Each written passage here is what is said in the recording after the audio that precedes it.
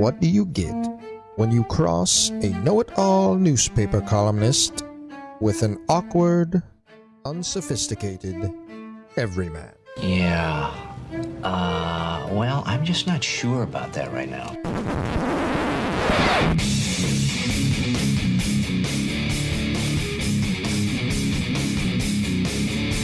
Welcome to Couch and the Rube.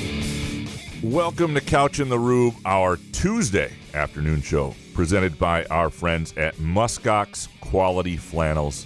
I'm telling you, this is an underrated time for muskox season right now. I'm going to read you some of the lows in Michigan for the next few days. 50, 53, 51, 50, 48, 42, 49, 58.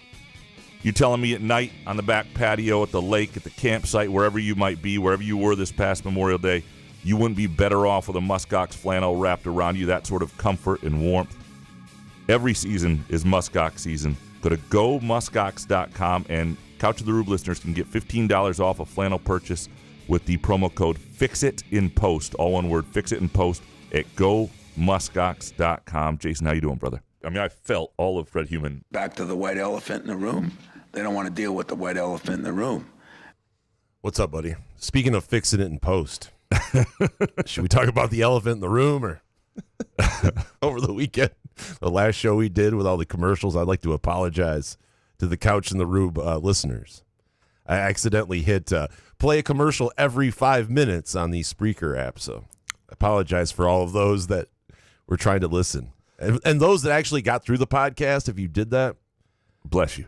I don't know why, but yeah, I do apologize. Well, a couple things. And we thought we fixed it, but apparently we'd have to. Maybe we can resend it out again. There might be a way to have Spreaker resend it out, because I think if you'd already downloaded it by the time, even if once we fixed it, it didn't do it any good on whatever app you were on.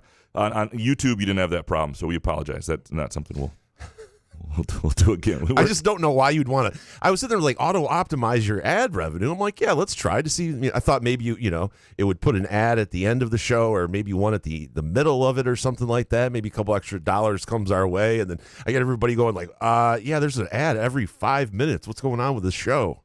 I'm like, oh my God, that's the last thing we need to do to this podcast. Well, and the worst thing is, I don't know who came up with this, because I'm talking about the folks who think of it, because I listen to other podcasts that do this too, every once in a while, but not every 5 minutes. Well, some of them do it fairly, but it's just out of random. It's like we're telling a story worth telling, presented by Midtown Brewing Company, and you got like in the middle of a story like that. It's not. Like, I'd love to be in that boardroom for that idea. I just want to be in that boardroom. I don't know who would come up with that. Especially the Spanish-speaking ones that I'm sure irks a lot of listeners when they hear that, if it's jumping in on something that they're actually waiting to listen to, and it's like, I don't know. Yeah, I don't know why you'd want to do that to your podcast. Yes, yeah, I know. I apologize to everyone. We'll try to get that rectified. This show will not have that optimization. Well, apparently the optimization is for, it's like whenever there is a pause, or if we took a second out to breathe or something, they throw an ad in there. That's when they roll an ad out? I'm like, why would you ever want to do that? Especially if you had a good podcast, right? I mean, and you and I have such awkward pauses. It's like every 4 seconds, and I forget where I'm going. I'm stumbling all over the place. It's not built for this. Right. A live read into something stupid, then a pause, and then another commercial. It's just like, why would you ever want to? Although it would be funny to see it try to do it on the podcast that Solari and I do, the Spartan Speak sometimes, because there's no pause. Graham. And so since neither one of us, we just talk over each other, they'd never be able to get one of the ads in anyway. I will. Anyway, did you have a good weekend there? I did. Yeah, I did. Yeah, it was nice. Memorial Day weekend. Yeah, it's always met with some sort of work around our house, so. We picked this holiday weekend to get a dumpster and do all the winter purge and spring cleaning and get everything, all of our yard stuff ready. And we nearly did. I should let people know, we nearly did a Monday show, only because when we were talking on Friday, Jason was like, basically, hey, I think we're doing like this purge of all our stuff around the house. Like, if you want to get together Monday, I got time. Like, in other words, looking to get out of housework. And last night or yesterday, I was in the basement reorganizing things. That was my project. Get your shit out of there. Basically, well, get it organized, yeah, and make some tough decisions on some things that maybe we don't need to have anymore. Why is it only my stuff over here that is in the throw out pile? What is this? I'm down there for like 3 hours, and I'm just thinking, man, I could be doing a show right now. That'd be a hell of a lot better than this. You could have. You could have just said, "All right, I'll be downstairs." We could have did a show. But then the basement would still look like it did before. And she eventually, the jig would be up, So that was on Friday, and then all of a sudden it turned into my sister Rachel and her boyfriend came out, and my sister Kelsey and my nephew. So it was like a nice thing there. But yeah, generally it's like on Friday I was like, "Hey man, you want to do a show Monday? What about 11 a.m. Monday morning?" We talked about doing like a 24-hour telethon just to get out of absolutely. Yeah, just go. Yeah. See how long our takes could Jerry go. Lewis. It can't be any worse than a Jerry Lewis telethon. Oh, man. Good God. Remember those? Yeah, I do. Woo. No, it's man, oh man. Now that is fun television watching, especially if you're into local TV like I am. Oh my God, that was heaven. I remember I grew up in a big PBS family, right? With a lot of WKR here in Lansing. Yeah. And then when they do their their fundraising, their drives. Man, you're watching something. We watch a lot of British television, not surprising growing up. And then there's like a 45-minute break where they're telling you to call in. And again, this is where I don't think there was enough creativity. And obviously it worked because it kept public television on TV until maybe now for a long time. But like I used to think, man, if you just stop, I would pay you. Like if you stop doing this, I will pay you to go away. Right. Like if that could be the thing. If as soon as we reach our goals, we will stop hitting you. Like the problem is people don't go away when you pay them, though. Right. I'm sure both sides would agree to that, but they're like, well, if I'm getting paid for this, if I can just keep going and bothering people, yeah, they'll pay me even more. But, if you're trying to watch Faulty Towers or Keeping Up Appearances, or something with the parents when you're 10 years old, that's gonna not really jibe with your middle school friends. You don't need the break. Well, I think we got a good show today. Without commercials every 5 minutes. Hope so. We're going to get into our takes and yours. I had some deep thoughts this weekend. Oh, deep thoughts. Oh yeah, does it have to do with NIT and a fucking soccer take? It's one of those. Is that the first take? Yeah, well, that's not my first take. Is it on the docket? We were taking bets on whether or not it'd be on the. It's on the docket. Yeah, but so I'm in the basement. I got the Tigers on. I took a TV down there, right? Ooh, like you were I do. allowed. Yeah, absolutely. Oh, yeah. Got some soccer there, the Tigers, some French Open tennis, all that stuff. Anyway, and But isn't it possible? Because we had a TV out in the garage as well with the Tigers game on, with Skubal on. We just had it in the. I think you can do little home projects if you can still 100%. Have a TV on, right? 100%. Especially if you have Xfinity. That's what there you go. Yeah, all that stuff right at my fingertips. Watching soccer, watching the French Open, watching the Tigers, flipping all around. It was fantastic. Not getting as much stuff as I was supposed to be doing in the basement. But during all these deep thoughts, I started, we've talked a lot about Michigan State football and the situation with NIL, and there's a lot of angst about that, obviously, because raising money and paying players is the name of the game.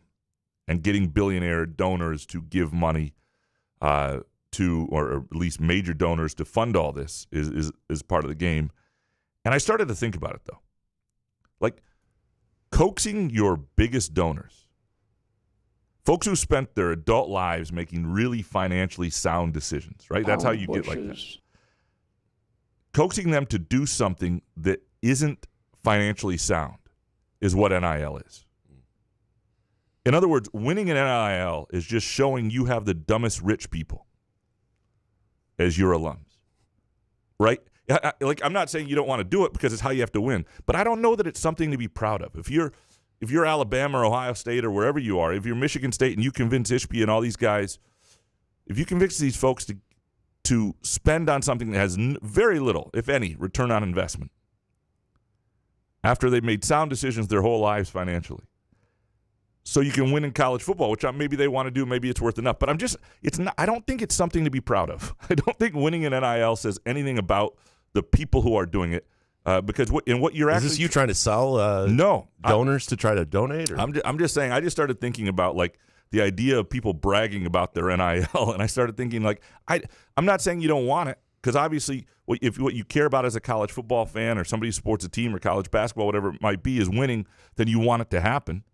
But I'm not sure I would brag about it because it does not speak well of the people. Like, the decision is dumb on its own. Like, giving the money makes no sense. You're flushing the money down a toilet. I mean, when Keyshawn Blackstock was making $500,000 from Michigan State football, and never played a down for Michigan State football as an offensive tackle. Like, that was completely wasted money by somebody. That money could be spent a lot of better ways, invested a lot of ways, done a lot of different things. You could give seed money for a startup. You could help another alum. You could do a lot of cool things. Instead, you're pissing it away on an offensive tackle who never plays for you, and that happens everywhere across. It is not something to be proud of. And coaches' buyouts, you could bring that up too. I mean, how ridiculous are those? There's a lot of things. How that these universities get themselves in these contracts where you have to pay $100 million out to these guys. So, I mean, you can go down the list of money being wasted. But don't a lot of rich people like to flaunt their wealth? And they like to, obviously, you get something for these donations. And before NIL and all this other stuff, they were still donating. Were they even bigger suckers back then? Well, no, but if you give... What were they getting out of it then? If you give to universities, there's at least tax write-offs. You get a building with your name on it. There's perks. There's a little more to it if you give. Now, and maybe that'll change now with some of the rev sharing if you're able to give... and that money's earmarked towards revenue sharing, and it's still part of the Spartan Fund thing, or some of it's able to be tax deducted. I'm not sure, but a lot of the collective stuff that couldn't be is not. Look, it's necessary. It's just, and I'm not saying it's something. If you don't have it, you should say it. Well, we've got smarter alums. I'm not saying that. I'm just saying that, like, that's a good out though. I just started thinking about it. Like, it really isn't something to brag about. It does not speak well of you. Like, Matt Ishbia is dumber for giving Tom Izzo money. Greg Williams. What about Kevin Durant and Bradley Beal? What about those guys? Well, again, what's dumber? Bradley Beal's contract, writing those checks every month. But at least that's for a business you're making a lot of money in. Like, it'd be one thing if Matt Ishbia got a piece of Michigan State's football revenue. That would be a different conversation. Matt Ishbia makes the money off, like, he gets the Phoenix Suns revenue, so he can make. You're trying to win, and you can say that Bradley Beal's contract is atrocious, and it absolutely is. But at least there's revenue there. It's a very profitable business. It is not for they're just giving to it. It would be like if it'd be like if somebody who didn't own the Phoenix Suns was paying Bradley Beal's contract and getting nothing back for it. I'm sorry. I think it's important if Michigan State or whatever university you root for winds up getting in a place where they are rolling with NIL. How do you solve brag about it? How do you solve it? Do you have to share revenue with donors now? Well, to entice them? Oh, I understand that. Yeah. People are going to hold on to the money tight, but I'm just saying, how would you end up fixing it? I think it's just it's an expenditure, which they know that there's no return on it, but you get these things from Michigan State. You get to flex your muscle in other ways that are not monetary to where it makes it worthwhile. Where you get your ass kissed, you go to these things, you get someone to do this for you. Your nephew gets into Michigan State without even blinking an eye. Things like that. You like having your back rubbed, and that's what this is, right? Yeah, and that's fine. And it's enough money that you donate to where you wouldn't even notice it. Probably. Who doesn't like money? Who doesn't like getting their back rubbed? That's what Hawaii Spa is for, right? Is that a livery? No. Pound the bushes. But. And again, maybe. I mean, how much is Jim Hios? I mean, how much is he worth? Now, that would affect him if, as $1 million donor, he's significant donor as Hios is. He's not. He's not. He's not at their level. Like that. Seven figures then. I mean, I'm not saying he doesn't. He's not in tune with what. 5 figures. I'm not saying he's not in tune with what's happening with other donors, but I'm saying that level of a donor where you're donating a significant amount of money, which is taken out of your net worth, I guess, that you would recognize. Channel 10 should probably issue a correction for that interview. I think Channel 10 should do a follow-up story. See what Eos is doing on a Tuesday. Fuck it. Why not? What else are you going to do? Send a human over there. I do think down the road, if you get to a point where there's some sort of collectively bargained situation where most of the money's coming through revenue sharing and you wind up with things through legitimate endorsements. Like legitimate endorsements, that's a different argument. But that's not where we're ever going to be in college athletics, or at least unless people agree to that. And again, I don't know how long this is why there's donor fatigue, because the donors know this, and the coaches hate asking extra for it. They know, if some of these stories I can't share, but I do know of like meetings between coaches and donors where they're just like, oh my, I can't believe I've got to ask this guy for another. I can't believe we got to do this. This is like it's just ridiculous, and there's nothing because they don't get shit out of it. You're just here. You go. Can I? You got money? We need it. Like it's just not. Again, so if all I'm saying is, if your school now or at any point winds up being one of those schools for the sake of your football program that winds up rolling in dough, sounds amazing. It is amazing as a fan, but it is not something to brag about in terms of the intellect and wise decisions of your actual donors, and it's it's a pretty. You think about if you've got to be one of those people asking for that money, it's a pretty shitty place to try to convince people to do something dumb. Like, what is the pitch? The pitch is that you get your name before they announce a coach, like the press releases. It's the so-and-so, blah, blah, blah, coach award or something like that, right? We're putting all the donors' names on, like, awards now or something. You get your name on that. That always comes through that's through other fund. That's not through the collective stuff. And maybe it will be now. Maybe as we get into this revenue sharing, maybe that's where there will be more, So you're saying it's going to get more ridiculous before it gets better? Before we figure out a plan, it's just going to get flat out ridiculous. I don't know if it can get any more ridiculous than it is now. Maybe it can. It's very ridiculous now. Because most people don't do it. Like Muskox, for example. Muskox Quality Flannels, right? Muskox has an endorsement partnership with Michigan State's hockey program. Really cool thing. But that's an actual endorsement. That's like those guys wear flannels. They do a shoot with them. They do all this stuff. And you get I walked into the MSU hockey office a couple weeks ago, and Brad Fast, an assistant coach, is sitting there talking to somebody in the lobby, and he's decked out in a Muskox flannel. And you got people in your product all the time. Like, there is value. I'm not saying there aren't places to do that, and now you got a bunch of hockey players on campus wearing the best flannels in the world, and that's a great deal. But that's not what most of this is. And so that would be that was just one of my deep thoughts. What is this then? What is most of it then? Just complete ass. Most of it's just wasting money. Just pissing money down. Isn't that everything though? Yeah. It's just wasted money. People with just endless cash, just throwing it around. Man, I mean, must be nice. I'd brag though. If that tells you. So just got a text from Jeff Heward. Mm-hmm. They're up at the Grand Hotel in Mackinac. He's the guy who owns the studio. He owns us, yes, in the studio. Yeah. You guys are coming in loud and clear for the benefit of everyone in the Grand Hotel's dining room during the setup for MPC 25. So the Grand Hotel, they're hearing this shit. I apologize. Oh my God, yeah, I'm so sorry. We'll change our. What is your really first, good pianist? What is your first take, sir? Buenos tardes. It is time for the Detroit Tigers gambling update with Gramanito Couch and Jason Nick. Do you have the Roku app? We do have Roku. Yeah. Right, you have a Roku TV. No, yeah. Because we have two Roku TVs that have the Roku thing on there. But the Tigers game on Sunday, with Tarik Skubal pitching, was on Roku, and I did not know that. And when you don't know that, you go searching around. The last thing you do look for is Roku for your cable provider or whatever service. And I know that Major League Baseball is trying to sit there, and Manfred's trying to scrounge any dollar he can. But I mean, really, Roku TV, Tarik Skubal, and by the way, 11:30 a.m. Yeah. Why are we playing a baseball game at 11:30 a.m.? But watching that game, Graham, it made me think with Tarik Skubal pitching one of the better games, one of the better non-no hitter perfect non-no perfect games that I've witnessed. That are we going to have to just realize that maybe he will not be with the Tigers soon?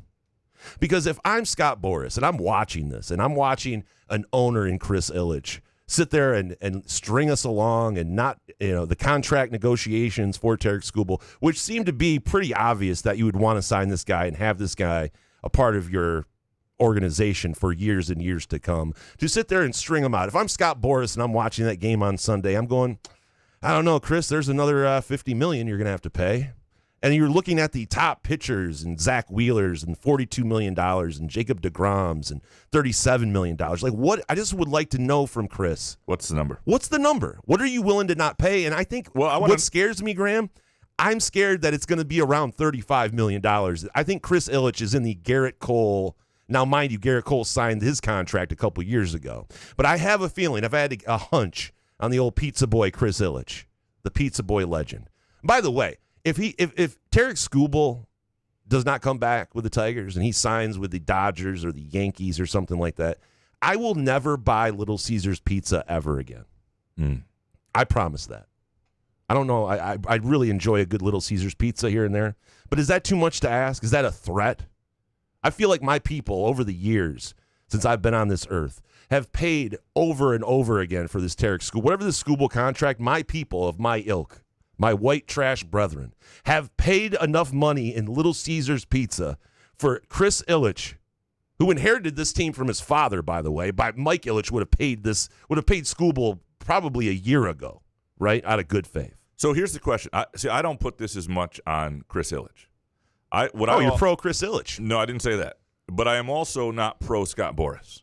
I don't think he always. I think he sometimes misses. Out of the two, clients. though, I'm taking Boras. Well, if I was his client, but he's messed up for a few clients. And what I want to know is what is the number? Like you talk about pitchers and all that, and outside of Shohei Ohtani, who's obviously not just a pitcher, Zach Wheeler, $42 million is right now is the highest paid pitcher in 2025. So what is the number that would get it done at this age? You're certainly not going to begin, and I'm not saying they haven't begun negotiations, but after the last start, I'd want to wait till he gives up 6 runs before I start negotiating. But well, Scott Harris has come out and said there isn't any negotiations going on. Right. Yeah, I can't update you on anything. There's really nothing happening. So because I don't think Boras wants him to. I think Boras wants him to take it to free agency. I don't think it sucks. I don't blame them. Can you blame them? I think there. Well, hold on. I think there are two things going on here. Like I do think with Chris Ilitch, there has been a cheapness to this point, and I am hopeful now that they're winning and the stadium's packed that we will see that change, and we'll see it in a Riley Green contract. We'll see it in other things. Like I'm hopeful, but I think there are two different things. I think the situation with Skubal and the situation with everybody else are two. Like I think he's looking for a 6-year, $300 million contract, something like that. Would you pay that for Skubal? I would too. Yep. And I think it's worth it if he's going to be. And again, what I would tell Chris Ilitch, and maybe this doesn't help if he gets injured in a year and it's you're paying a lot of money and you're not seeing a return. But if they sign him to a 6-year, $300 million contract, which you don't usually do with pitchers, and you don't usually pay that much, you don't usually pay that long. But say they did that, and he tore up his arm this summer and was never the same pitcher again, nobody would blame Chris Ilitch. Everybody would appreciate what he did. We'd all chalk it up to bad luck. We'd all think it was the right decision to make at this point. And you'd get the prime of his career. Now, having said that, I still think, and we've got a lot of some hot takes. We'll get back into the Skubal thing a little bit too, a little bit more. But I still think that that if he walks away and they get 2 more postseasons out of him, I'm okay with it. What I didn't want them to do is waste Skubal and with the teams that weren't competitive. They weren't ready to be a playoff team yet, and you're using him on the roster and you're not trading him and you're not signing him. That makes 0 sense. Yeah. But if you're talking about last year's postseason and you got 2 more postseasons out of him at the price you're getting him for, and he walks away and you go sign another pitcher for $35 million when you've just lost Skubal for $50 million and your staff is still really good and deep, does it suck? Yeah, but I'm a little more okay with it than I was before. But what does that tell your potential future guys in the future? I mean, if you're sitting there and you're going, they're going to let Tarik Skubal go, who's putting up unbelievable numbers, who won a pitching triple crown. I mean, look at the game on Sunday. I mean, what else does this guy need to show you? Yeah, can you? What if this? What if that? What if he steps outside and gets hit by a bus? Let me ask you this question then. Yeah. This season ends. Say they don't have a contract at the end of this season yet. They go back to the playoffs. He pitches. Say they don't win a World Series, but they get to the ALCS or something like that. And they look like they're a really good playoff team and moving forward. Would you prefer to trade him this offseason with it maybe the peak of its value to somebody else and try to get a haul for him as you're building, or would you prefer to ride out his contract for a 3rd postseason? The haul. Again, it just depends on what the haul would be, but I think it just builds for team morale to see their guy, kind of a homegrown guy, actually get paid off and not get strung out, and for free agency for guys going wow, look at what they did to Skubal. It'll be forever known in free agency of, wow, look what the Tigers did to Skubal. And they're not paying. Look, the Tigers. So I'm going to go in there. What if I'm a DH or a batter or something like that? What if I go and hit for the Triple Crown? Are they not going to break me off after the season, or if my contract's up? I mean, you just don't want to be known. You might as well just sell your team if you're not ready to. If you see what Tarik Skubal has done on the mound so far, and you don't go. And by the way, I'm with you on the 6-year contract. I don't want to do these 10-year, 11-year whatever there are. I don't need a guy in his late 30s. Keep me away from that. I'll pay him $300 million. Pay him to go away when he gets 35, 36, 37. But you have to sit there and you have to be in. You have to have a competitive offer to Skubal. So here let me. You have to have at least a competitive offer. So let me bring Zach Wheeler, for example, highest paid player in baseball. It's a 3-year contract extension with the Phillies, right? Okay. So it goes through 2027. So pitchers usually don't get 6 years. So 6 years would still be. I'm not even saying they should go that far. And again, this isn't basketball, where in basketball it'd be a different conversation because of this, second apron and all the punishments for that. There is no punishment. and you have enough inexpensive players on your roster, your payroll is low enough that if you're giving one guy $50 million, and but again, I also think Boris is part of this. I think this is really hard to deal with. I think Boris is an ass. I think Boris is bad for baseball. I hate Scott Boras. I'm just going to say all that right out. I mean, I think Boris is when it comes to Scott Boras, I most of the time with Chris Ilitch, I don't give him the benefit of the doubt anymore. Scott Harris has won me over. Ilitch, not so much. But when it comes to Boris, I side with the owner. I just don't think he's, unless it's like the Pirates owners, I just can't. Well, then the owners should get together and start to do, figure out a salary cap or something like that, or how to get a vote. It'll never happen. I understand that, but get mad at baseball then, right? I mean, is Scott Boras doing anything that's untoward? Is he doing anything that's like not legal at all? I don't think so. I can understand getting mad at him, but what I can't get mad at him for is watching that game on Sunday and calling up Chris Ilitch and going, "Hey, Chris, do you see what time it is? It's 11:30 on a fucking Sunday on Memorial Day weekend. Your place is sold out. It just went up another $100 million. So enjoy him now while you have him, Chris." To your earlier point, that's all I'm saying. To your television point, the 11:30 start is ridiculous because on Sunday we are trained. We are customers of habit. We are trained for a 1 p.m. tip or first pitch, and that's what we plan on Sunday. It went up against the Premier League's final Sunday at 11 a.m. And granted, I'm not saying that like everybody's in the Premier League. I know they're not, but there are people. And what's a shame of it is what you want is if you're going to have a national TV appearance, which should be good, Tarik Skubal on the mound, you want the most amount of people to see it. 11 a.m. On Roku is not going to maximize that up against the Premier League, which does have it does have a huge audience. There's a huge audience watching the final Sunday of Premier League, and anyway, I was bothered by that. I will say this though, for the Tarik Skubal start, one of the best starts I've ever seen in my life. Yeah, and it was the most entertaining thing that I saw this weekend, presented by our friends at Xfinity and Comcast, and Comcast Xfinity is upping its game with no contract options for sports and connectivity. The new sports and news TV package is available for Xfinity customers, featuring 50-plus broadcast news and sports channels, including top events from all the leagues, college football, everything, hit movies, shows, all in one place. The sports and TV package is available for $70 per month when combined with Xfinity Internet, the broadband network built for streaming and live sports. No contract or commitment required. Xfinity is also doing something cool this month. Comcast Rise, it's called. It's a national initiative.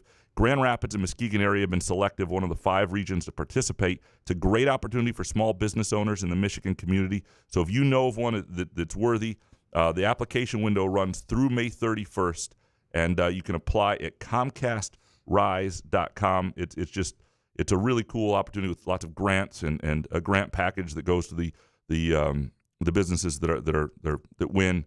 Again, ComcastRise.com. If you've got a business that you think does it right, small business in the Grand Rapids or Muskegon area, and that is the most entertaining thing I saw this weekend, presented by our friends at Comcast Xfinity. So you didn't watch the Indy 500 then?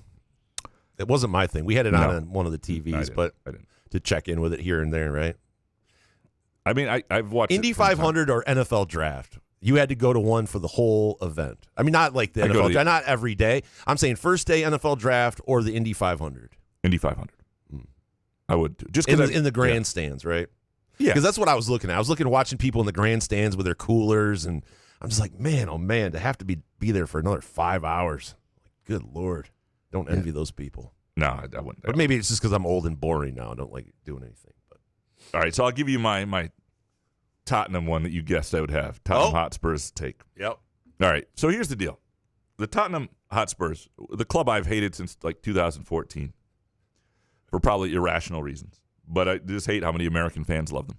Not talking about this. They won the Europa League, which is essentially the NIT, all right? And they celebrated like they fucking landed on the moon. And I get that it's a big European trophy. It's the first European trophy in a while. It's historic. And it does come with a berth in next year's Champions League. So it would be like if the NIT also came with a berth in next year's NCAA tournament automatically. So I get that. But, I just hope that all the Tottenham MSU fans out there keep the same energy when MSU wins the NIT. They're all pro-Izzo. They're excited. The size of the celebration, parade, whatever it might be, is just like, it is unbelievable for an event that doesn't feature any of the top teams in Europe. And even the top teams in the Champions League, which used to come down to the Europa League in the middle of the year when they got eliminated, some of them, the teams that had got eliminated. They don't do that anymore. So it's not even that hard to win it. And they celebrate. They finished 17th in the Premier League. They win the Europa League, and they celebrate like they've just done something. And it's not just I would be okay if you celebrate. You win a trophy. You're excited. You won it. You're excited you're going to the Champions League. But they won it. They drank themselves to death all weekend like it was some real big accomplishment. And it is essentially the NIT of English soccer. And I don't get it, and it drives me nuts. And to watch Tottenham fans celebrate in that way, who are MSU fans, I just hope, again, think NIT. Next time MSU's in the NIT, and it's been 30 years, but next time it happens, keep that same energy, because that's what you look like celebrating Tottenham winning the Europa League. Heading into twilight, spreading out her wings tonight. She got you jumping off the deck and shoving into overdrive. I love when he taps his chest. I'm sorry. I thought we were just doing whatever we wanted to do on this podcast. What else you got? I figured I'd just play lats. That's pretty much all I have. I mean, we're going to do our bets since we're not here. Yes, let's do bet. Yeah, I don't really have any PGA bets, but I want yours to tail if we can. The Memorial at Muirfield Village Golf Club in Dublin, Ohio, Graham. I have a couple bets here. Now, I have a couple golfers. You can do what you want with. These are going to be top 30, but the first one I'm going to give you is Sepp Straka, and I'm going to have him at top. I usually don't do this. And this is for the PGA Championship, right? That's this weekend, right? No, Muirfield. No. No, this is Memorial. Isn't this PGA? We already played the PGA Championship. You mean the U.S. Open's next month? Next month. U.S. Open's June 12th or something like that. Oh, never mind. I'm way off. Yep. Sorry. Oh, I'm sorry. Were you expecting some like major championship picks here? I was. That's how off I am. This is what happens when you see. When you texted me that, I was like, he doesn't mean the PGA because we just played it. I meant the. I thought you meant the PGA, like the PGA tournament. Oh, I was confused because I saw something. I was in the basement all yesterday. This is what happens. I apologize. I was like, did we do the PGA Championship? By the way, right after I started talking about being in the basement yesterday, my wife texted me, and I was like, "Oh God, she's listening. What's going on?" I started to panic, but it was just 3 kissy face emojis. So that was good. Yeah, we're good. 3 of them. Yeah, it's a good day for me. Must have been a good weekend for you. Anyway, can I give these out? If they're not PGA Championship, I'm really sorry to depress you here. Yeah, I'll go with it. The Memorial at Muirfield. This is in Dublin, Ohio. This is not the PGA Championship. I have Sepp Straka getting 7.5 to 1, top 5. He's got 2 wins this year. I know he missed the cut at the this PGA tournament this year, but he missed it on the number. He's playing really well. Straka is second in strokes gained versus the field. Approach to greens behind Scotty Scheffler, and that's going to be important with the small greens at Muirfield. Other guys I like in top 30. J.J. Spawn had a top 10 at Colonial last week, which is his third top 10 since March. Jumped in the top 12 in strokes gained, tee to green, and top 5 approach to the green. Bud Cauley been playing unbelievable golf, especially after a car accident that sidelined him for like 3 years. This guy has finished inside the top 6 in 4 of his last 7 starts. And Russ Henley, 3 of these guys, I don't know how you want to do them. You can do them in different ways. If you do those DraftKings lineups that I like to do, you can put some of these guys in at lower numbers around the 7,000, 8,000 mark in the DraftKings lineups. But Bud Cauley, Russ Henley, I have J.J. Spawn in the top 30 area, and I also have Sepp Straka, 7.5 to 1 for a top 5. I love it, even if the tournament doesn't matter. I should have said something. You know what? I was going to say, I guess that would be on me because you did say if you got any picks for the PGA, and I was like, wow, he really cares about my picks. He must want something to fade because you're really like adamant on it. I'm like, okay, I'll get these again. I usually don't do them till like Tuesday night, Wednesday, but I'll have them for you. And then you thought it was the PGA. Well, now actually, I actually would rather bet. I feel like I'm gonna tell you on these. I'm gonna bet these on the Firekeeper's Eye Casino and Sportsbook app because it's the smaller tournaments. And this is not a teeny tournament, but it's the smaller tournaments that usually have better value. It's like in tennis. Like right now, the French Open's happening. Yeah, you might find some value here and there, but it's the smaller events week to week. 72 golfers. There is a cut, so there'll be 22 guys cut. So yeah, there's those guys there on the lower fringe there that might be able to jump in and get you a top 30 at some good value.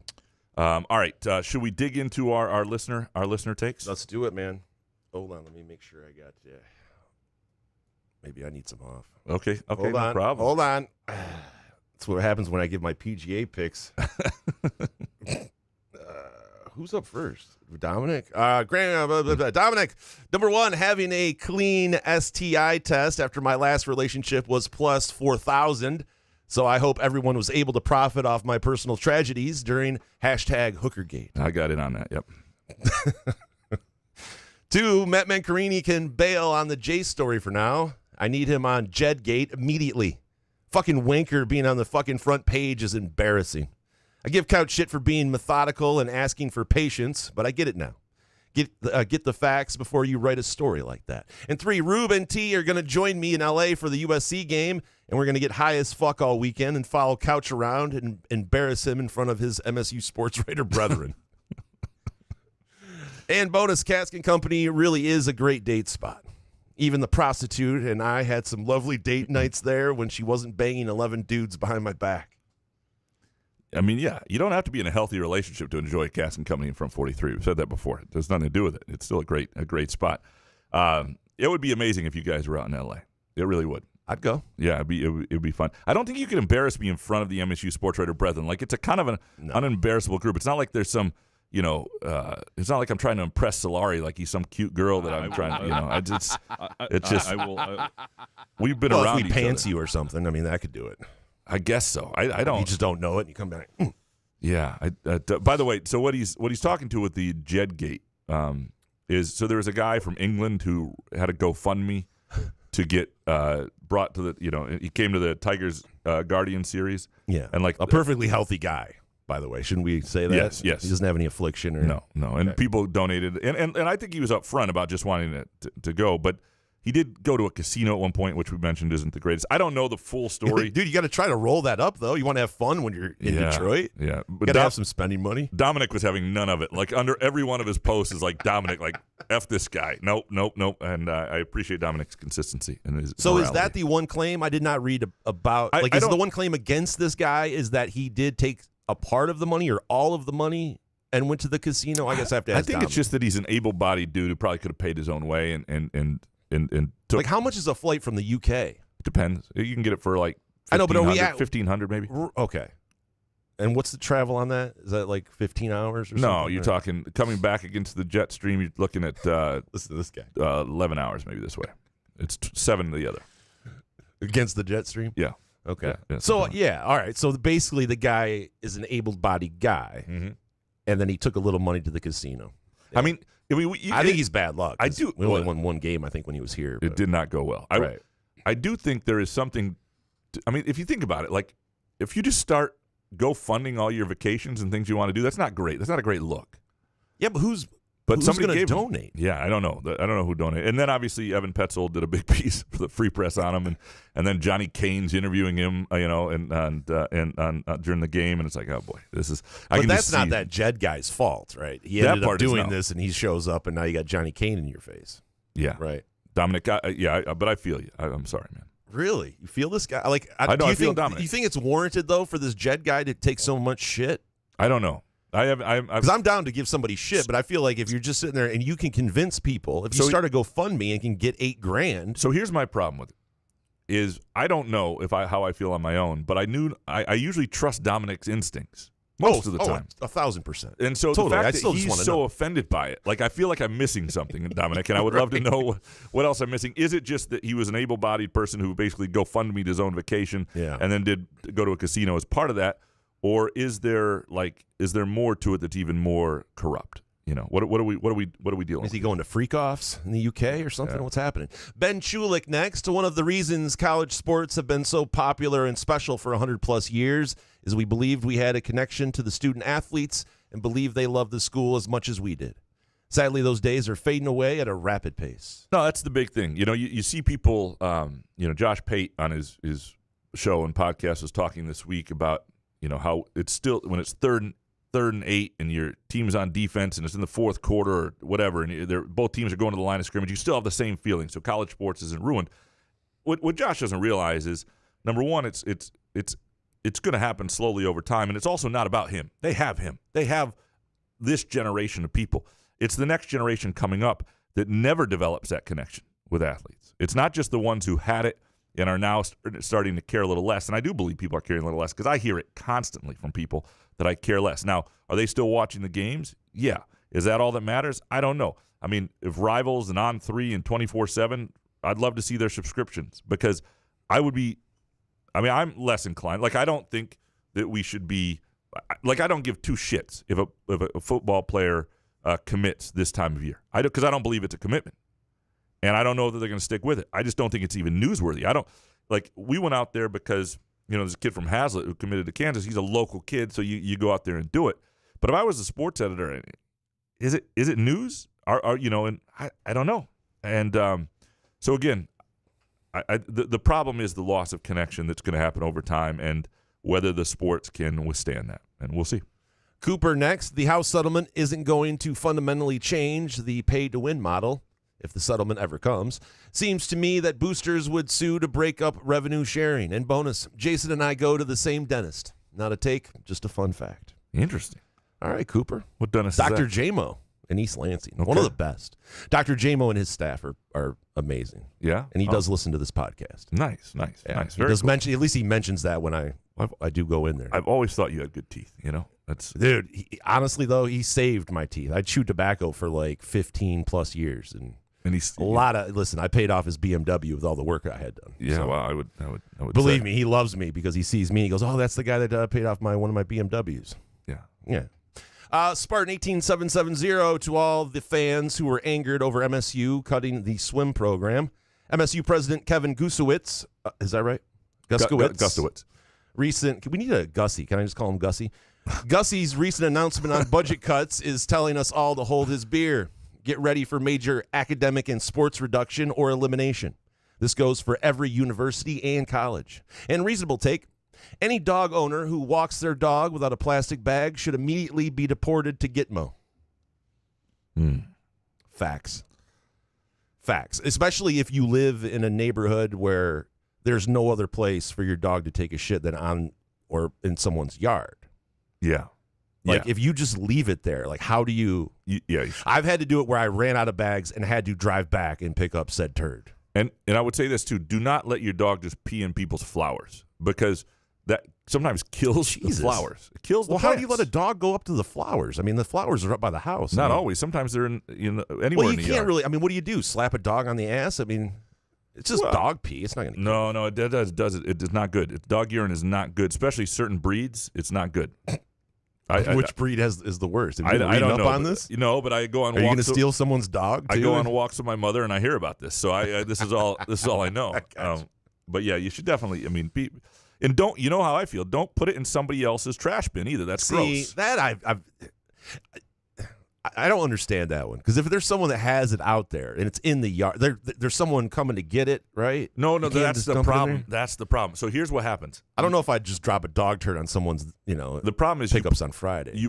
So say like today we had trash pickup. It was a day late because of Memorial Day. But say you put it out in the morning, real early, because they come sometimes really early. But then you're off during the day. We're doing a show during the day, whatever. People are off at work. You come home at night. You bring the trash in, and now it's the first thing in your bin that's just going to sit there heating up for the whole week. That's what I don't like. But do you look in there? You look in the bin? You wouldn't even know. Ah, man, you don't. When you get the bin, an empty bin, when they drop it off. If I get a bin with when you get home and you go grab the bin, you open it up and look in there? Yeah, because I want to make sure the trash has been taken. Well, you can't feel it by grabbing it? Well, I just look real quick to make sure. And I know this. If I get another turd in there, I'm calling to get a new bin. Every time I get a new turd, I'm getting a new bin. Can't deal with it. Do not put your dog's turd in my bin. That'd be so weird if all of a sudden you had a turd in your bin there, just randomly now. I feel like people are going to do it now. I know. Oh, man. Yeah, you shouldn't say that you don't enjoy it. Anyway, maybe me be next. Number 1, Memorial Day isn't about living veterans. 2, Memorial Day is a decent weekend for my dishwasher and washing machine to die. People miss Memorial Day on the meeting and stuff, but yeah, that's a shitty deal too, because nobody can come fix it on Memorial Day. Yeah, we had the same kind of, well, not the same kind of thing, but our grill took a shit. What else took a shit? The 2 things. I was like, my God, what is happening? On Memorial Day week this weekend? Yeah, I know. 2 of the burners. That's no good. Yeah, no. Well, the only time I've ever hit a deer in my life was on Memorial Day weekend, covering a baseball super sectional in Western Illinois in 2003, and like half my car is just hanging off, but nothing's open on Memorial Day weekend. I just had to drive around with half my car. Oh, you think if it was a regular day, they'd just get you right into the shop and get you out of there in a timely fashion? I mean, Well, no matter what, you're going to have to leave it there for 2-3 weeks. Yeah, but you could at least, I don't know. I don't know. It was a bad weekend for it. It was not great. A lot of things weren't open. And by the way, if you ever do hit a deer, speed up into it or don't swerve. Don't swerve. Never swerve. That's how bad things happen. Oh, I thought that was going into like a live read or something. I was thinking about it, but I couldn't deliver on the story. Sorry. Kurt Wisniewski. Number 1, not sure if this has been done, but Groovy Donuts needs to do a raspberry-filled donut with peanut butter crunch glaze. They have, and they showed Kurt. Yeah, it's very good. Yeah. Oh, yeah. 2, the 2016 MSU football recruiting class hurt the program for 10 years. The time ends now, 9-3. That class is, I think about some of the stuff I wrote going back to that point and the swing that Mark D'Antonio and that staff took and how deflating it was for them. And, they had recruited largely, and they had some good classes. And some of them, if you go back to I think it's 9, 10, 11, right in there are a couple classes that if you look at the players and how they worked out, they'd stack up against any class in the country. But they were still 1 5-star, 2, 3, 4 stars, and some of the guys that really worked out were lower recruits. And they had won themselves into recruiting at a different level. And they took a swing, and they had 9 4-stars or whatever it was, and that wound up being a disaster. And I think, had that gone differently, had they not had, and obviously the Austin Robertson thing was on D'Antonio. That kid never should have been brought in. But the other 3 guys who got in trouble for sexual assault, those were kids that everybody was recruiting. If that situation hadn't happened, and if that class had worked out better, and you're talking about the one that got pleaded down to jaywalking, the 3 Corley King Vance. Vance. Didn't that get pleaded down to no? It was 18, 16 jaywalking. It wasn't jaywalking, but it did get pleaded down. Yeah, it was like. But we don't want to mention that when we talk about it. But. Right, but they got booted from the program, is what I'm saying. But they weren't part of the program. Right. Yeah, I'm not. Yeah, I'm not. I don't want to relitigate the entire case, but it's July topic. Let's go to a live read for one of our sponsors off that, huh? But again, you're right. It did set them back, and then what also set them back is when D'Antonio lost steam, he did not leave at the right time. What they really needed to do, and I still if I don't blame D'Antonio for coming back after that year, but after 2017, when you won with a good but not great team, and they overachieved to win 10 games, and they went to the Holiday Bowl, and they won it, everybody felt good. If that had been it right then, with enough depth of talent still in the program, and you brought in a Mel Tucker-type recruiter, and we know what happened with Mel Tucker, but there were some revenue sharing, pre-NIL, Mel Tucker swagger coming in 2017 with the base of talent still in the football program, with those 2 defenses that were in 2018-19, I think you might have. I think the program's fall from grace begins and has not been able to recoup with D'Antonio sticking 2 years too long. And that happens with a lot of coaches who have success. And one of the great things one of the big things that I think has happened to MSU and its fandom is, Tom Izzo did something that nobody is able to do, and everybody's tried to replicate. It's taking a middling program and turn it into a power, make a bunch of Final Fours, Big Ten championships, win a national title, and sustain it over 3 decades. That doesn't happen. And it doesn't usually happen even in shorter spurts. And then D'Antonio does it too. And at the same school, you have both things happening at once. The problem is D'Antonio wasn't – what he did over a decade in the build and sustain was really good, but he wasn't able to sustain it really beyond that. But because MSU fans have seen it done with Izzo, and they've seen D'Antonio at the height, that becomes what people are yearning for. And but for MSU football, it really did begin with that 2016 class. If it goes differently, I'm curious to see what happens. The 2017 group, nobody bailed on them really with the during that 3-9 season, which I thought was impressive, which spoke to where the program was. But that group also didn't have quite the high-end guys in it either. So we'll see. Alex Mayer next. Jeremy Fears will shoot better than 30% from 3 on decent volume this year. And bonus, the 4-day work week should be the standard. 4-day work week. I love it. Are you anti 4-day work week? No, I'm not anti 4-day work week. I don't. In my business, it doesn't matter because it's the amount of columns and how long it takes you. So we just grind. You know, we don't even think about hours. We don't even put in a time guard. We just grind. We don't always grind. Sometimes we don't work that much at all. But it's not really based on days. But But it's not really geared towards you. Your profession. Correct. And I do agree that you find happier, more well-adjusted people if you had a 4-day work week. Here are the stipulations, though. Oh. People would actually have to work. Okay, like because a lot of people don't work that hard on Mondays and Fridays anyway, or they won't work on Friday. Like if you're gonna, I'm 100% for this. My wife, for a while when we were first, we had been dating a little while, and she got a job at the Chicago Tribune. And one of the things that made that long distance relationship possible was that she worked 4/10s, and so she did not work. She worked. She had Sunday, Monday, and Tuesday off, and I put her back on the train on Tuesday, but she'd come home every Saturday night, and we had like that full extra day, and it just, and she was, I don't know, as happy as she's ever been working 4/10s, and I even think that would be, if people could put 10-hour days in but only work 4, put a true 8. You got to go to the office, or you got to put real time in if we're going to a 4-day work week, but I do believe it would be a happier society for sure. Professor and Scott U says, pay Skubal immediately. And baked from Professor. When done correctly, chicken is the best grilled meat. That's true for me. Is it? Chicken, yeah. chicken over steak? Big chicken guy. Okay. Yeah, perfect. Yeah, I do like chicken. And the thing is, I have an iron stomach, too, so even if it's not properly done, you know. Really? You could eat a raw piece of chicken? I've There's the next eating contest we could have in here. I've been at halfway cooked? So I was at a cookout, a backyard type thing years ago, where my wife and I had the same piece of chicken. Okay.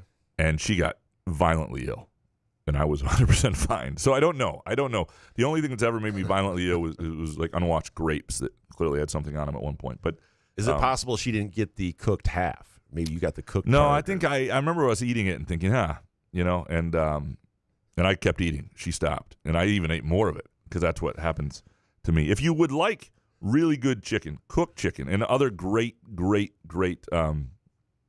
meals and dishes prepared, and not ever have to worry about any of this stuff. I don't even know why I'm trying to turn this into a Midtown Brewing Company live read off of uncooked chicken, but I'm telling you, it is a fantastic place. Tuesday night trivia, date night, the menu you will love. The chef there does a wonderful, wonderful job, and look, every meal I've ever had there, I've really enjoyed. And they do heavier comfort foods, lighter things, just a really good myriad of dishes, and they do everything they do really, really well. Brunch on Sundays as well. Midtown Brewing Company on Facebook is a great way to see what they're up to most recently, and one of my absolute favorite places in the world. Kevin from Rochester Hills next. Skubal will win the Cy Young and get traded. Bonus, auto racing is not a sport. Well, that's a sport. Yeah, because like if horse racing, it's more of a sport than horse racing. Because at least in the horse racing, the horse is doing all the work, right? Yeah, but you still have to ride the horse, right? I mean, well, you got to start the car. You have to be some sort of athlete. But what I'm saying is the horse would go without you. The car won't go without you doing anything. Well, nowadays, maybe with the way those things are now, I mean, maybe. But I mean, is it on the level of sport compared to others? I mean, a lot of people say that golf isn't a sport, but I would say golf is a pretty damn hard sport. I think auto racing at the high levels is pretty hard to do well. I think you got to be. I mean, it's a high risk and there's a lot of skill. I would say auto racing. I mean, you go out to the Owasso Speedway and you run 200 laps. Let me see how you do after that. Yeah. I mean, I don't know. Couch on Fire. Skubal is a rare breed, but 60 to 70 mil per year for 6 to 7 years, and his agent is sadly going to be too rich for the Tigers' plans. And bonus from Couch on Fire. Jason, I fear our man Spieth is about toast. Putting in his head now. Witness his statement. I often felt the ball was bigger than the hole. Yeah, that's Spieth. Try gambling on him for 4 days. Especially if you live bet. Oh, Jesus. I don't do it anymore, but a couple years ago when you would do that. But, he had the wrist surgery, so who knows. Yeah. Still want to root for Spieth. But boy, that's a bad statement. I often felt the ball was bigger than the hole. Yeah, you don't want that in golf. Or in life. Yeah. Yeah, but I don't 60 to 70 mil for 6. If you just keep it to 6 years, I think you had the right year, Graham, about the length of the contract. I think as long as we don't those ones that linger into their late 30s, if we stay away from that. Pitchers who have already had surgery are dangerous, but again, to me, it's not well, about. Then get out of owning a baseball team. Right. Everything's dangerous. Well, it's not about Skubal. It's, hold on, give me some Hoff real quick. Hoff.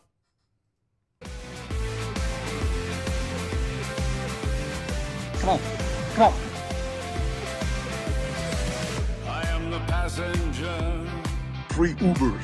And I ride and I ride. I ride through the city's backside. He got it! I see the stars come out of the sky. Yeah, the bright in the hollow. He's got a stupid looking face. You know it looks so good tonight. It's the American way, except America has gotten soft. I am a passenger. I stay under glass. I look through my window so bright. All right, Tigers payroll this year, $145 million. Like, to me, it's not just about Skubal. If you're paying it, you add $50 million on that, it's still below what it should be. It's still below what. And so, to me, if to have Skubal, to have that frontline guy, to have that guy at the end of a bad series that comes out and throws that game and just changes the vibe, and then they win the next day when Montero, there is so much value in Skubal and the way he's pitching right now, and there is risk in the length of a contract. There's risk in injury, but again, there's no salary cap. There's nothing. I do want to get to one other quick mention. One of our people listening live on YouTube said, how is it that Couch doesn't know that many NIL collectives have gotten charitable status, which makes the contributions tax deductible? Very few do. Some of them do. Charitable Gifts America, like Michigan State's non-official collective, which is that one does, right? They support MSU hockey, they support MSU tennis, a number of those. But that is that's the This Is Sparta one. But this is how the other collective won't even let the AD mention This Is Sparta. That's how childish this sometimes gets between the billionaires. Point being, most don't have that. Some do, and granted, there are some workaround. There are places where it is tax deductible. There are some that have some element of that. It is still largely a waste of money, and if that's what you want to spend your money on, I'm not going to tell you what to do. But I'm just saying that it's not something people. It's not one of your wiser financial decisions to give to an NIL. And if you love your team enough and that's what you want to spend your disposable income on with zero return on investment or very little return on investment, you do it. I'm just saying it. And this is my deep thoughts from the basement over the weekend. I'm just saying it's not something it's not Did your wife let you upstairs at all? It's something you need to do and something you want. I'm just saying it's not something to brag about because it's not your billionaires making great decisions. Pound the bushes. That's all. David Jackson, if the Tigers just hold Skubal through 2026 and he walks without Detroit getting anything, then my interest in baseball will likely be done. All caps. That's interesting. Is that what you said? You would no longer have Little Caesars. Was your interest in baseball changed? I'm in every day. If the Tigers I'm watching every game, and if we have something to do, I'm watching the score. I'm keeping track. I got to say that would go away. I can never say that I will ever go away from any of my favorite teams because, I'm a hypocrite. I could stand strong and say no more baseball for me, but I can say no more Little Caesars pizza if Skubal just walks. Yeah. No more breadsticks. I love those breadsticks too. Crazy bread. It's unbelievable. Yeah. No, my wife loves the cheesy bread. Right. Yeah. She's that's almost a bigger admission, to be honest with you, to not eat Little Caesars pizza again. I mean, all the games that I go to at Ford Field, Comerica, the Little Caesars pizza is just it's amazing. I'm going to give it up, though. I don't care. Yeah, look, I feel less strong on this than I used to, just because I just think they're using his best years and they're getting a lot out of it, and they're this year or last year, next. But it's how you look year. As an organization, though. But what? Right? Okay. Let me give you a scenario. So they, some team gives Skubal $60 million over 6 years, and they don't want to do that because he's a pitcher and nobody does that. Mm-hmm. And they go out and get a hitter, a fear bat for similar price, and they spend the money. Right, they just but rather it's do it on a gotten to hitter. this amount of money because the Tigers let it. If they offered him a year and a half ago or even a year ago, I think it's cheaper. I don't think so. I think that's part of the problem with Boris. But it to works sit there and different than a lot ignore of others. Boris and just no talks, no ongoing talks. And I don't think they're ignoring Boris. I think Boris wants to take this to free agency. I would be very. I think I can't blame him. Well, yeah, but what how does he care about how do you- Detroit fans? He doesn't care. Again, yeah, fuck Scott Boris. But I'm saying, like, what do you do if you're the Tigers in this situation? Do you go public and say, hey, we're offering this, and they don't think it's enough? Yes, because if you make him a fair offer and somebody comes over the top and offers $40 more million, then so be it. Like, I understand if the Dodgers and these teams, the top 5 teams that spend an absurd amount of money, come and offer Skubal, how could you not take it? Then I go, okay. But if we're not in the mix to an offer that's not ridiculous or offensive, that's my fear. Is that we're going to offer him something offensive, and they're going to like, well, you guys aren't even in the running. What are you talking about? I would not do that during the season. I would do it at the end of the season if I would be public about it, because I don't want to kill the vibes right now. I don't want any strife between me and Skubal at the end of the season. If you haven't reached a deal, or it doesn't seem like that the Boris is willing to come to the table, and at that point, I would say, hey, we're up there offering a really competitive amount, not just competitive. We're offering this, and they don't seem interested. And because I do think, like, even with Bregman, the knowing the amount that they offered, I think took some of the sting out of that. Right? It was like, okay, they were willing to play ball. He just didn't want to be there. If the Tigers go out and like, hey, we're offering 6 years, $300 million, and you won't even talk to us, like he's taking this free agency, everybody go, ah, shit, that sucks, but that's what's happening. And then you reassess. Do you trade him or you run out the contract? And that's a different conversation. RBK next. Number 1, the Tigers aren't going to sign Skubal to a long-term contract and won't trade him for a nice return either. 2, the Spartan football program will not make a bowl game once again, and Smith will stay another year. And 3, the Spartans men's basketball team will make the Elite 8. So the over-under on MSU football that I've seen out there now is 5.5. I know some people are thinking it'd be 4.5. So 5.5. I still think that there's value in that. We went through this, and again. Yeah. We don't know what other teams are going to be, but I think over 5.5 is pretty good value. It's like minus 120 a few places, but it's not. That's not bad. It's 6.5. You'd be less inclined. But you're saying if you get to 6 wins, you win that bet. I think that's not. I know, but I'm just imagining risking $120 to win 100 for that long ass season. Like, I don't know. I know people have a bigger bankroll than I do, but some of those futures bets just get ridiculous.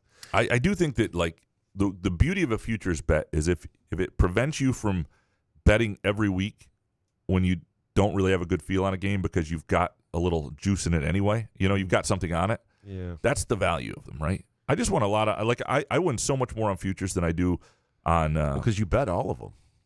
But I win more on futures than I do on week to week. Like in the Premier League, I won a lot on futures bet. NBA, a lot on futures bets. I did not on game to game. I don't do as well. But I'm saying you sit there and you bet a lot of futures. Like if you're just betting one of like Michigan State and that's solely it, right? Because you like during NFL season, college football, you seem to tend to bet. I bet more. a few, and so you kind of have it balanced out. And I'm not, where that's a little bit different. But if you're just a Michigan State fan, you're looking to get some money down. I don't know.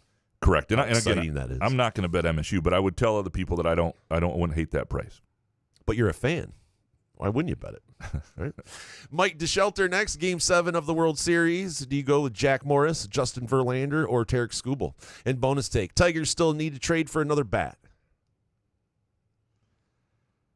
Yeah. What is up with Parker Meadows? Can we just have some honesty? Well, he's coming back. He's in Toledo. He's in Toledo now. Is he Toledo? Yeah, he's on his coming way. Close here? Yeah, real close. So here's what I would say on the Tigers bat situation. I would want to. I want to see part of June play out. You got some time here. I just want to see them healthy. You got Veerling back. You want to see Parker Meadows in the rotation. Like, what does the lineup look like with everybody back for the most part? I'm not saying they don't need to do it, but I just want to see it a little bit before you make that assessment. Who would you rather take, though? Jack Morris, Justin Verlander, and Tarik Skubal? And this is a tough question to ask because I don't think I ever saw. I mean, what Skubal just did, which was the Xfinity Comcast most entertaining thing I saw all weekend, was the most entertaining thing I saw all weekend because one of the best performances I've ever seen. It's a tough weekend to ask because I remember great Verlander moments. I've seen I have a little bit to memories of Jack Morris, and certainly with other teams. Well, Jack you remember Morris. Jack Morris Game 7 versus John Smoltz? I mean, that's one of the greatest games I've ever witnessed. I watched it when I was a young kid, but man, I mean, if you're going to give me that prime Jack Morris, I'll take Jack. I'm sorry. Recency bias and all that, but right now, don't ask him about Shohei Ohtani. Just give him the ball and tell him to go to the mound. Skubal's in that. I mean, man, 103 on the last pitch of the game. Oh, totally. Yeah. But seriously, go back and watch the Smoltz Morris Game 7 in the World Series. It's unbelievable. They do Bob Costas does the whole retrospective thing. It's amazing. Rocco in Chicago next. Number 1, Hinch articulating after the game that he knew he needed to save himself during the Javi ejection because he had 5 innings left and a 1-run game to manage. Refreshing honesty from a manager. Tigers have a great one. 2, I ordered a college football preview magazine over the weekend. As much as college football isn't what it used to be, I still crave it in the summer and spring. And 3, the Hurricanes' lack of success in the conference finals speaks to a gross imbalance between hockey divisions. It only makes it tougher on the Red Wings' rebuild. And baked. Couch, there is a Ray Durham bobblehead giveaway at the White Sox game this weekend. Good time to finally get that autograph. As somebody who pays attention to my stories. I was about to say, that is a deep cut. I love it. I love it. And for people who don't know, I'll tell the story at some point, but I once got thrown out of the White Sox locker room when I was covering them back as a 20-year-old because I was trying to get an autographed jersey for the girl I was dating at the time. She was a big Ray Durham fan, and you're not allowed to get autographs as a reporter. But did you mention that you were getting it for a girl that you... I told Ray Durham that. What did he say? Ray. Yeah, he was all about it. Ray was not the problem. I got the autograph later because I waited out with all the little kids for autograph. So after I get thrown out of the locker room, and I was trying to do and I would have gotten away with it, except Ray Durham, when he saw me, because I talked to him before the game, told him what I wanted to do, wanted to buy his jersey off him. He said, we can't do that. We only get a couple jerseys if there's, if they get torn, then really, I want it. And anyway, and then so I said, how much were you willing to spend for it? $300 or something like that. I don't know. And this is back in 2000. So then I said, tell you what I'm going to do. I'm going to go up to the concourse, buy an authentic jersey of yours, and then I'll come back. And he said, yeah, I got you, no problem. So I went up to the concourse, bought it. I was about to come back in, and the locker room was the clubhouse. You go through the dugout. The clubhouse was closing for the day, and so before the game, you have to be out for like half an hour before the first pitch. And so, oh shoot! So I come after the post game press conference. The clubhouse opens. I walk in. Ray Durham sees me, and he's like, "Graham, do you have that jersey? I'll sign it." I'm like making these signs because the PR guy's right behind me, like, hand around my or no, we're good. I didn't, and I went over there and I said, no, wait, I can't do that here now. And the PR guy came over and said, you're fucking out of here. And they threw me out of the locker room. And I was supposed to be covering for the Chicago Defender, an all-black newspaper in Chicago, feature on. So I didn't get I get thrown out. I disgrace the paper I'm freelancing for as a white guy too for the Chicago Defender. And then I went in with my little briefcase and my khakis and my button-down shirt, went and stood where all the kids were standing. So when he pulled out with his car out of the parking lot, and the gate opens, and he actually said, come here, and he signed it, and I got the jersey signed. I mean, I disgraced my profession, I disgraced myself. But I got the jersey signed, so there's that. Can I say the underrated part of the story is you asking a professional baseball player if you could buy his jersey off of his back? Were you dating Tiffany Amber Thiessen? No, I mean, what was going on? I mean, dude, that is insane level. I was smitten, man. Holy shit, you offered a baseball player while you were working. I was 20 years old, and I don't think I understood. I was driving a truck that summer in Chicago, and I don't think I knew you weren't allowed to have autographs. I didn't understand quite how serious it was. The attitude you must have had given the PR guy. Oh my God, with your Oakley wraparounds on. It's embarrassing. And the worst part is I'm just trying to make a deal here. You mind? The assistant PR guy back then, still friends with a friend of mine. So it's lived with me my whole. Russ Eisenstein? No, different. No. But anyway, that is a story actually worth telling. One of my few, presented by our friends at Midtown Brewing Company in downtown Lansing, an outstanding place for any occasion. If you're thinking about a graduation lunch, graduation dinner, whatever it might be, they do a great job. Just a lot to offer on that menu. Great place to just watch a Tigers game, sit at the bar with a friend. The American Stout is my absolute favorite beer. Midtown Brewing Company, 402 South Washington Avenue in downtown Lansing. Mr. Benjen, number one, Graham. Graham's column reasoned that I should support Jonathan Smith because Kenneth Walker, one player from half a decade ago, put my belief in the savior complex. Kenneth Walker isn't walking through that door. No way. 2, drunk at Cask and Company take. My favorite brewery used to have a trough and an Airstream as a bathroom. Now they have stalls and toilets. Massive downgrade. There aren't many troughs left these days, and to lose one in the wild. I love trough. You know how I feel. Yeah, it's just, I don't know. There's something about a trough. And when you walk you stand next to 5 other dudes with their mule whipped out, and you have to pee. It's ridiculous. It's 2025. I tell you what, you and Ben Jen can have one in your backyards and go pee out there. I would love it. To the first point, first of all, you don't know if Kenneth Walker's ever walking through that door because you didn't know Kenneth Walker was walking through the door the first time. But it's a one-time deal, though. Stars come along. What I'm saying is stars happen sometimes, and you don't know it before you see it, especially in the transfer portal era. I will say that was a rare one, but that's not really why I said you should support Jonathan Smith. And I'm not saying it's unconditional support, but I just don't believe that after year one of the mess he took over and the situation the program's in that it does anyone any good to bail, to be all out on a guy, especially if they start to win. You're just going to flip anyway. So, I think for a lot of people, creating the negativity around what's going on with the football program right now just isn't helpful. If what you care about is the football program winning, there is not enough. Do I think Jonathan Smith did a great job last year? I do not. The way that season ended was not great. The last 5 games were not great, starting with the Michigan game, ending with the Rutgers game. Not a great display. But he's a pretty proven coach. I think he's a pretty good coach. I think he's got a good staff. I think they got a little bit better team this year. And so let's see year 2 play out. And I also don't think he's a coach who's going to embarrass the program. So this is a coach you should want to succeed. That's my point. Sparty Barb next. I stopped listening to Locked On Spartans several months ago due to the insufferable amount of whining in every episode about the dire state of MSU football. Grow up, millennials. Progress takes patience, integrity, and hard work. Bonus. What is going on with all the ads, Graham? Listening to the show via podcast last Saturday, and every 10 minutes a casino ad that was not Firekeepers interrupted your show. Boy. Yeah, that's not good. If we all need to buy more groovy donuts to get rid of those ads, I am in. Yeah, I didn't realize that. Hopefully the folks at Firekeepers weren't listening. That wouldn't be great. Yeah, we as we mentioned in the beginning, we fixed that. We apologize. I hope so. Apologize for that. Yeah. Rick Darnell next. Number 1, any high school recruit, no matter how many stars he has, is better off going to the program where he can play right away than going to the biggest program that offers. Go show it on the field somewhere, then transfer up with more leverage for NIL deals.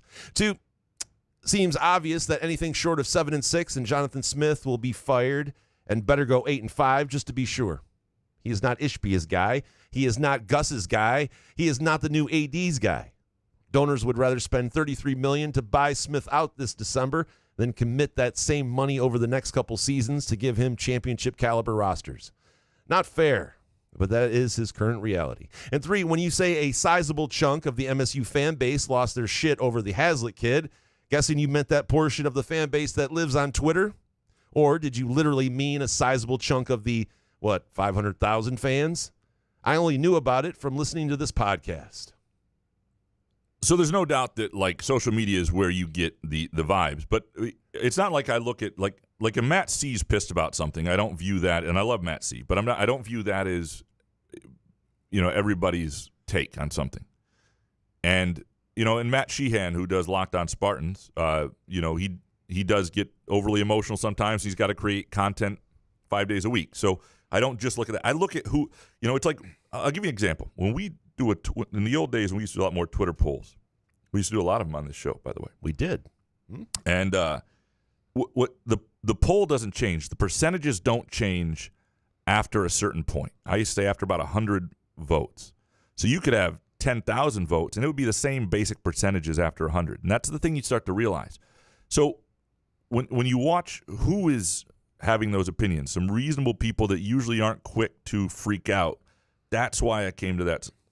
You get to know the Twitter audience, the people you engage with.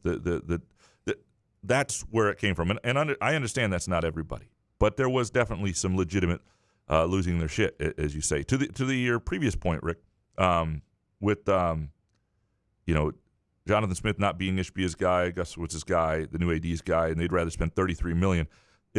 That's a huge financial mistake. That says the school is dumb. But if that's where they're at, and I don't think that's where they're going to be because they don't have $33 million. And if they do have $33 million, they really need to give this guy a chance. And I will blast the shit out of him. I will write that because if Jonathan Smith does not get a fair shot with resources to win, and then they buy him out, and again, they're not getting rid of him. Let me just say that. I do not think they're going to buy him out. I do not think they're going to get rid of him. If things went really badly this year, would he leave of his own accord? I don't know. I don't think that's going to happen either. I think Jonathan Smith's going to be around for a little while, and I think you should want that to work out. And I think even if donors he wasn't their guy, they should want him to work out. And if they don't, that speaks a lot to them. That says something about them. That would say something about Guskowitz. If your ego can't get, like when you take a job, that coach is now your guy. When a coach is at your school, you want that guy to win. Just because wasn't your first choice. And again, maybe I'm wrong on this, but I don't think so. I think they understand the situation is there is no way in hell they're paying $33 million to buy him out. There's just no way in hell. And it would make zero sense.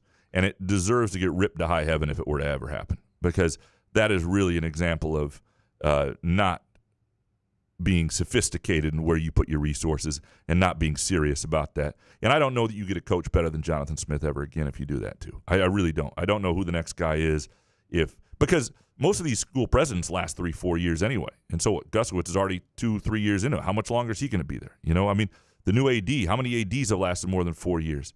So, when the new coach, this is why Jonathan Smith put in his contract that his own ability to go to another school and his own buyout, not the school's buyout of him, but his own ability to go elsewhere, goes up if Alan Haller leaves. He understood leadership, and the guy who picks you matters for your own ability to chart your own course. But I don't think it's going to happen. Josh L. next. Jase Richardson will withdraw from the draft, and we're at a 30% chance. Please, Couch, I need this. Yaxel Langdenborg. Yaxel Langdenborg going to Michigan will end me. That's a real person? Yeah. Yaxel. Nice. Good name. Langdenborg.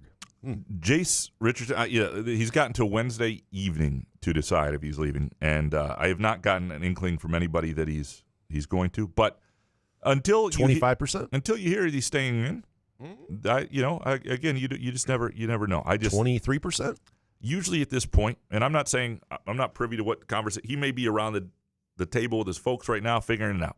Ooh, but I have not 50-50? I have not gotten an inkling to this point that he's coming back.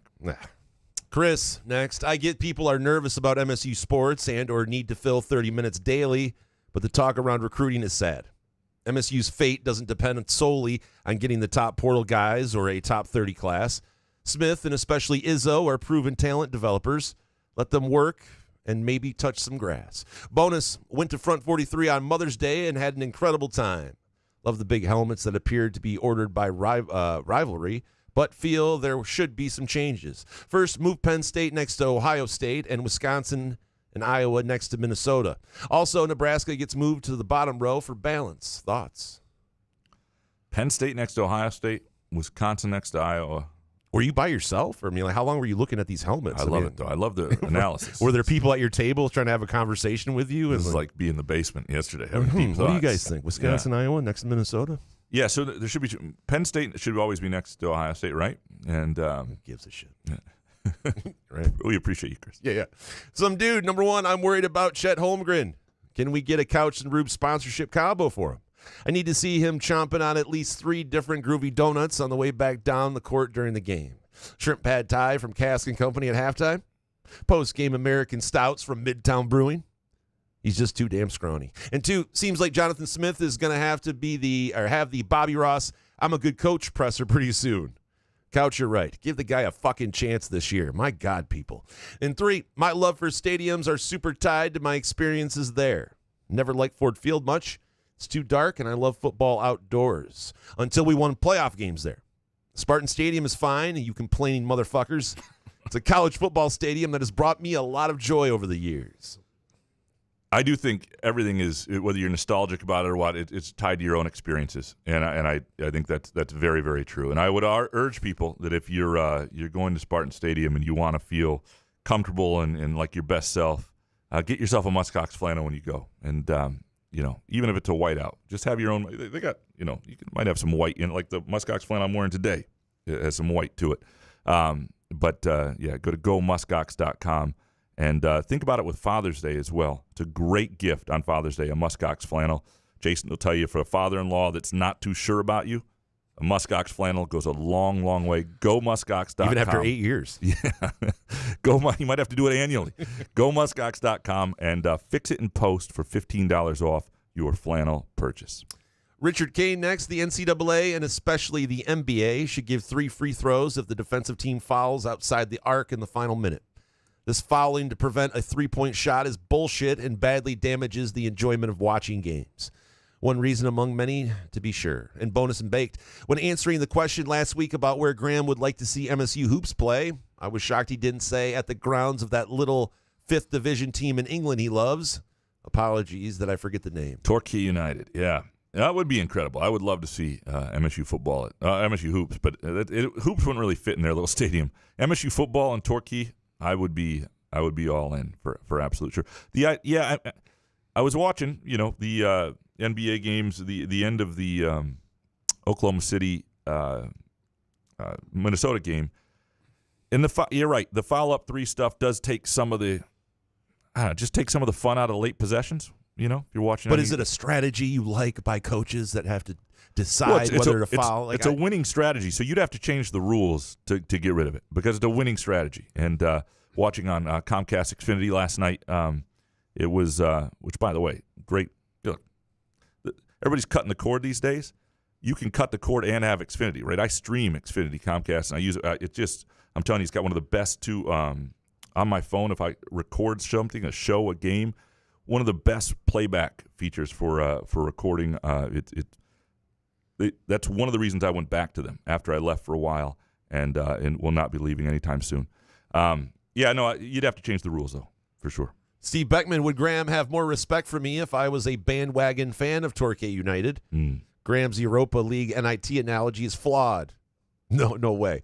Tottenham Hotspur celebrating the Europa League trophy with that parade was how East Lansing would have acted if Izzo had just won his first trophy in 17 years. I'm not saying that they didn't celebrate it like they won something. I'm just saying they didn't want anything. I'm just saying that it's not a common sense fan base. It's just dumb. I mean, I get and Grant, people should be happy. I love that. Like if MSU fans if college basketball fans could be thrilled about the NIT, then great. And I even get it for a smaller club if you won the Europa League. That would be like a mid-major, a low-major winning the NIT years ago when that really still mattered. That'd be exciting. But Tottenham Hotspurs are supposed to be a Big Six club, and you're not going to see Syracuse or Indiana or Michigan State or somebody like that winning. Tottenham in some ways is like a Michigan State. Michigan State's won more than Tottenham, but you shouldn't be celebrating like they were after a 17th place in the Premier League and winning the Europa League. MZA next. Even though it's early, I think the expectation for this Tigers team should be the World Series, especially since most of the World Series contending teams are in the NL. Bonus. I've been enjoying Graham being a little feistier in the replies to social media posts. Keep it up. Not everybody enjoys that, but I do. What am I missing? Yeah, what do you mean? Are you a little feisty now? I don't know. Feisty, yeah. Sometimes politics occasionally creep in. People get a little annoyed with that. But you have a glass of wine and you see a tweet and you're like, and you're in the basement. And your wife won't let you out for another hour. You're like, screw it. I gotta do something here. Send. Yeah. See how that one goes. Yeah. I'll check this in a few minutes and stop reorganizing the basement. Yeah. All right, Ken Shue. Number 1, the cold weather didn't ruin a glorious Memorial Day weekend in the thumb on the shores of Lake Huron, the most underrated of the Great Lakes. And 2, congrats to Coach Nightingale, Ike Howard, and the rest of the USA Hockey for bringing home the gold. And baked, the proper response to a leader who breaks out unacceptable is, why don't you lead? Appreciate that. I hate the word unacceptable. Yeah. I do give Lake Huron a bit of shit, and I've heard from people there are great spots on Lake Huron. In fact, one year when we didn't go to Marquette, we went to Hessel, which is just on the other side near St. Ignace of the bridge. And there's actually a culinary school there. It's fun to go out. We had a great time. It's near Cedarville, and stayed at a house that was on Lake Huron and had a wonderful time. So I apologize for my lack of Lake Huron love. Scotty Green's El Camino, number 1, played golf with some recent college hockey guys. Told them I'm an MSU fan, and they were, sympathetic about how the season ended. They said with all the talent we had, it was a choke. I know the format is ass, but I'm inclined to agree. Said we had no business losing that game. And 2, Doris Burke is terrible. You can't make an argument otherwise with a straight face. Some of the shit she says is nonsensical. And 3, tried to explain the show again to my wife. She says Jason sounds normal, except for the prison thing. And Couch is still gay and probably shouldn't be left alone with small children. Told her the coaching soccer story. Yeah. Well, Couch will always be gay. I mean, that's the thing. If you get the right episode here, your perception of me can be something. Especially with all the clips, I do think the MSU hockey, it's a combination of things. They did not play a good game. They did not put a team away when they had the chance. They did not play a good third period, and that's on them. I also think the format is ass, that you can't have a bad period or not get the bounce here and there or whatever it is. But you're right. I mean, that is something, and until they get past that, that's now going to become part of their story.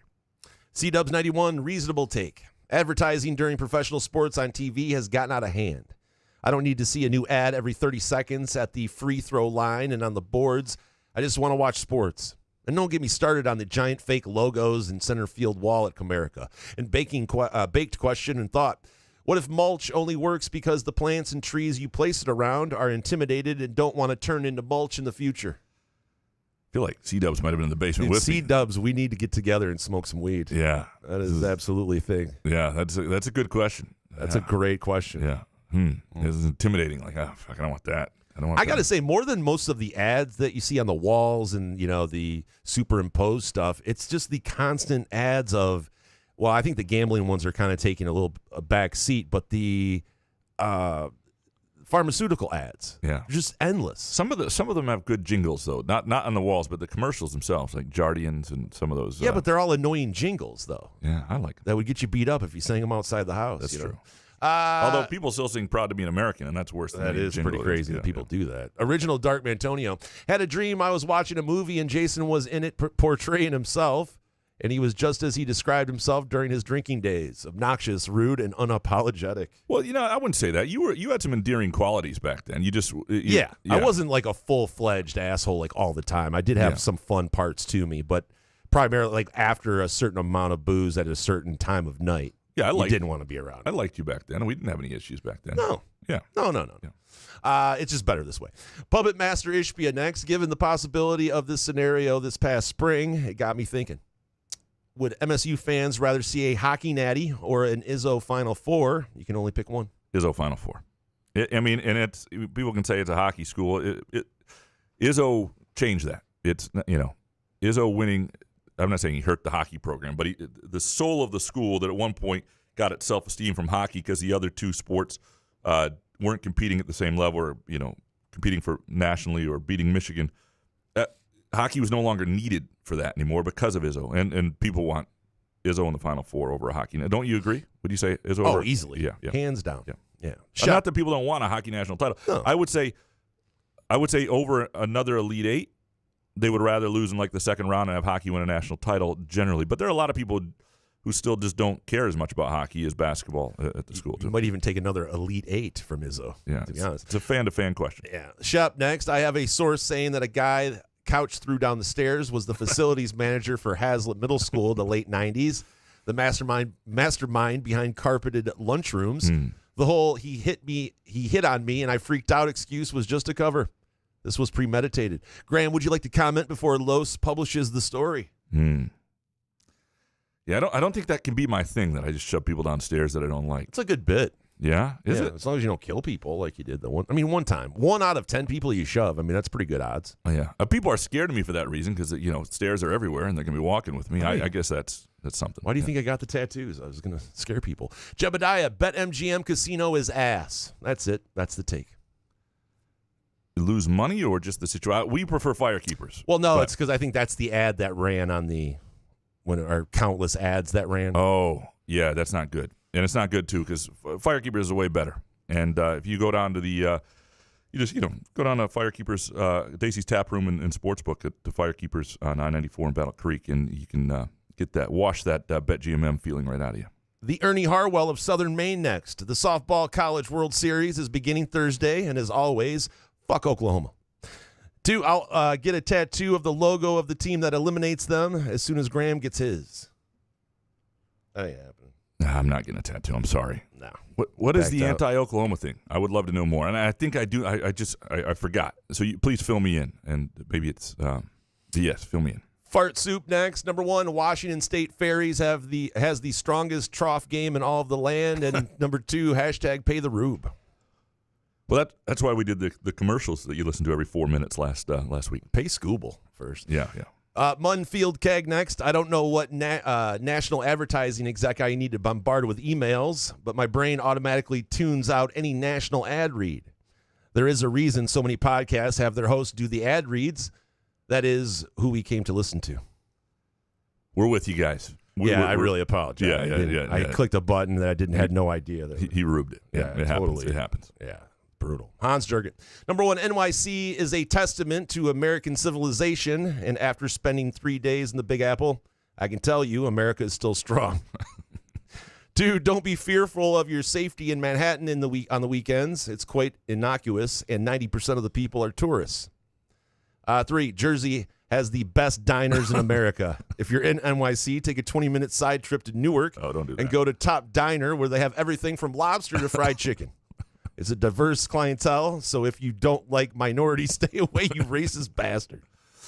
Somebody who's flown into Newark a fair bit and spent some time in New Jersey around Rutgers, I can tell you, Manhattan, Midtown is a much better place to spend your weekend. Yeah, Jake, number 1, so other than the obvious, what other violations did Mel Tucker commit at MSU while head coach? Guess he's the gift that keeps on giving. 2, attention, Chris Cheap Illich. Get Tarik Skubal signed to a long-term contract extension ASAP. The more you wait, the more expensive he'll get. If him pitching a full game to save the Tigers from a divisional rival sweep isn't reason to sign him, I don't know what is. And 3, never knew or thought I'd go somewhere where bars close very, very early, even an hour before midnight, but I found it in Cave City, Kentucky. Here again are some pics. I took 2 different bars from 2 different bars there. A sign saying, I put the STD in stud. All right. All I need is you. Oh, shit. And a person wearing a shirt read, joke's on you. I was planning to fuck myself later anyway. Solid. I tell you what, you go to Ireland or a place like that. What a shirt. That's a T-shirt? It's a T-shirt. Man. Yeah. He showed the pictures. It is Kentucky, though. You go to Ireland, they all close at 10:30, but that's because they drink all the time. And sometimes if you're like a pub and instead of a bed and breakfast, they call it like a bed and bar sort of thing.